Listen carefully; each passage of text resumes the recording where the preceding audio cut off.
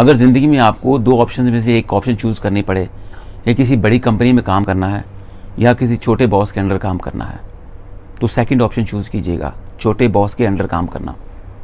जो जुनूनी हो, पागल हो, कुछ करने की चाहत रखता हो, वो इंसान को एक ही जॉब के अंदर आपको कई स्किल्स सिखा देगा। कॉर्पोरेट में आपको पैसा मिल सकता है, लेकिन आपको बाद में ज़िंदगी नहीं मिलती। लेकिन छोटे बॉस के साथ आपको एक पैशन मिलता है, एक जिद्दत मिलती है, एक नई राह मिलती है, तकलीफ़ों से गुजरना पड़ता है।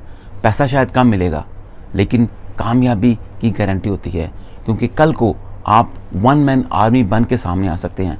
आप कई घरों को चला सकते हैं, और आप जैसे लोगों को बाद में लोग फिर फॉलो करते हैं, क्योंकि आपने किसी पैशनेट को फॉलो किया होता है। तो मेरी आपको एज ए बिजनेसमैन सजेशन है, कभी आपको ऐसा मौका मिले तो किसी छोटे बॉस के अंडर काम करना चूज़ कीजिएगा, ताकि आप कल को एक इंस्पिरेशनल ज़िंदगी गुजार सकें।